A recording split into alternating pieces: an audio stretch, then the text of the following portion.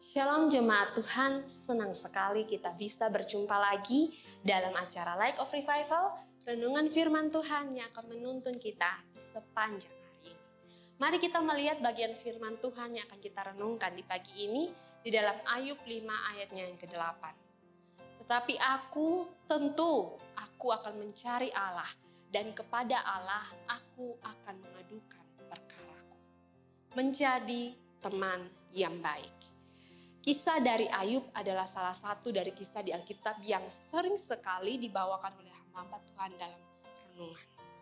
Ayub yang dikenal dengan kesalehannya dalam hidup, bahkan dipandang oleh Tuhan Allah sendiri memang sebagai seorang hamba yang saleh, takut akan Allah, jujur, dan menjauhi kejahatan. Kita bisa melihat itu di dalam Ayub yang pertama ayat yang ke-8. Tapi akhirnya iblis yang memang ingin mencobai Ayub pun meminta izin kepada Tuhan, dan akhirnya Tuhan mengizinkan agar Ayub dicobai. Dari pasal 4 sampai dengan pasal ke-5 ini, Elifas yang adalah salah satu dari sahabat Ayub memberi nasihat kepada Ayub terkait apa yang telah dialami oleh Ayub. Lalu apa nasihatnya?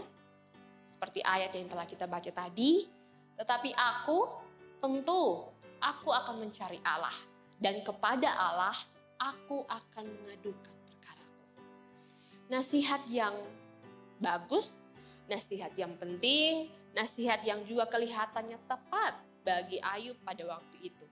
Tapi mari kita mengerti apa makna dari nasihat ini.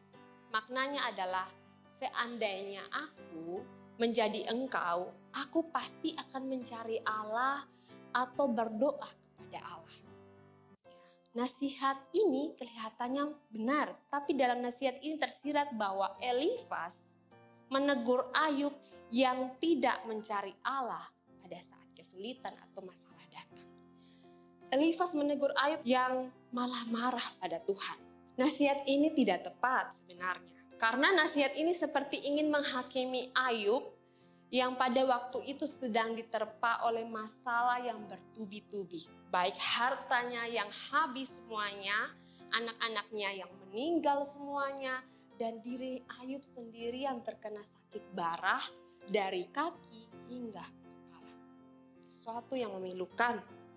Seorang penafsir berkata, adalah mudah untuk mengatakan apa yang akan kita lakukan seandainya kita ada dalam kasus dari orang lain.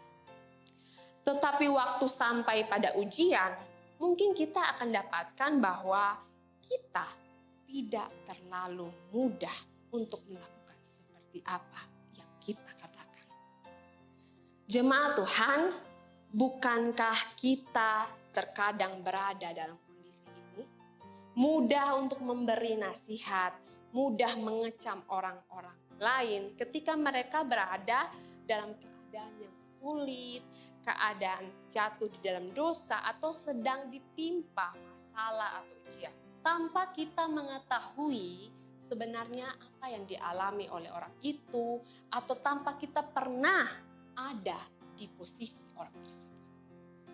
Mengetahui apa yang harus dilakukan dan dengan mampu melaksanakannya pada waktu itu berbeda, adalah dua hal yang berbeda.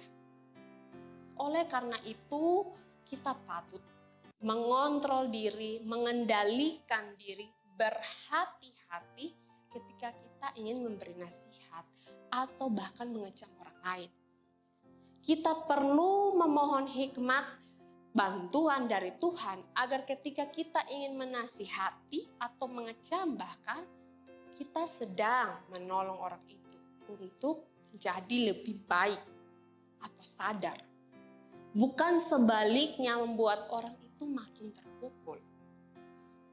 Mari jadilah teman yang baik, sahabat yang baik, yang mampu memposisikan diri dengan baik ketika teman atau sesama atau orang sekitar kita berada dalam keadaan sulit atau jatuh. Semoga firman Tuhan ini bisa memberkati kita semua. Mari kita satu di dalam doa. Terima kasih Tuhan buat kesempatan hari ini di mana kami boleh merenungkan kebenaran firman Tuhan. Kebenaran firman Tuhan yang singkat di mana kami diingatkan, kami disadarkan untuk berhati-hati, untuk mengendalikan diri kami, bahkan memohon hikmat daripada Tuhan ketika kami ingin memberikan nasihat atau bahkan mengecam sesama kami yang sedang dalam keadaan yang sulit atau jatuh dalam dosa. Sehingga pada akhirnya nasihat kami, kecaman kami, atau apapun yang kami keluarkan dari mulut kami adalah sesuatu yang dapat menolong sesama kami ketika mereka dalam keadaan sulit. Bukan sebaliknya Tuhan. Ampuni kami jika kami melakukan hal yang tidak berkenan kepada Tuhan. Di dalam nama Tuhan Yesus Kristus kami telah berdoa. Amin.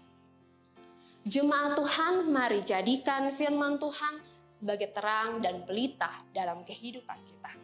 Tuhan Yesus memberkati kita.